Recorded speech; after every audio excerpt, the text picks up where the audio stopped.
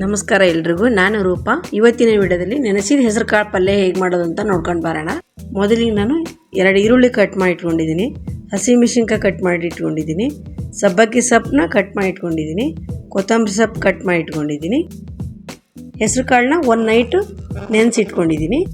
ಒಂದು ಬಾಣಲಿ ತೊಗೊಂಡಿದ್ದೀನಿ, ಸ್ವಲ್ಪ ಆಯಿಲ್ ಹಾಕ್ತಾಯಿದ್ದೀನಿ.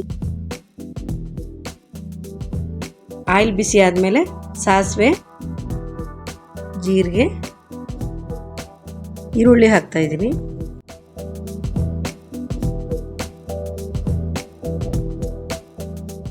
ಇವಾಗ ಸೊಪ್ಪು, ಹಸಿಮೆಣಸಿನಕಾಯಿ ಕಟ್ ಮಾಡಿದ್ದು ಹಾಕ್ತಾಯಿದ್ದೀನಿ. ಸ್ವಲ್ಪ ಬಾಡಿಸೋಣ.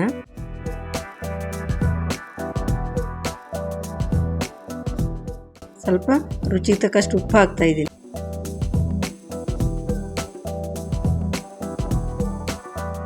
ಇವಾಗ ಹೆಸರು ಕಾಳು ನೆನೆಸಿದ್ದು ಹಾಕ್ತಾಯಿದ್ದೀನಿ. ಈ ಪಲ್ಯನ ತುಂಬಾ ಈಸಿಯಾಗಿ ಮಾಡ್ಕೋಬೋದು. 15 ನಿಮಿಷದಲ್ಲೇ ಪಲ್ಯ ಮಾಡ್ಕೋಬೋದು. ಎಲ್ಲದಕ್ಕೂ ತುಂಬ ಚೆನ್ನಾಗಿರುತ್ತೆ. ಪುಲ್ಕ, ಚಪಾತಿ, ರೊಟ್ಟಿ ಎಲ್ಲದಕ್ಕೂ ತುಂಬಾ ಚೆನ್ನಾಗಿರುತ್ತೆ.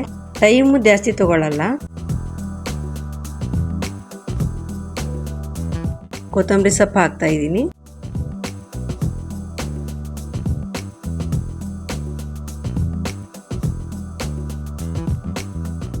ಸ್ವಲ್ಪ ಅರಿಶಿನ ಪೌಡ್ರ್ ಹಾಕ್ತಾಯಿದ್ದೀನಿ.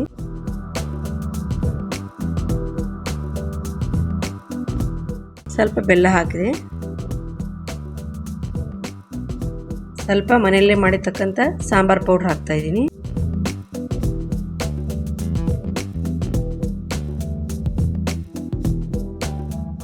ಎರಡು ಟೊಮೆಟೊ ಕಟ್ ಮಾಡಿ ಇಟ್ಕೊಂಡಿದ್ದೀನಿ.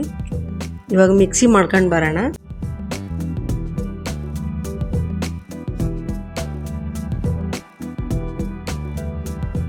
ಮಿಕ್ಸಿ ಪೇಸ್ಟ್ ಆಗಿರಬೇಕು, ತರಿ ಇರಬಾರ್ದು.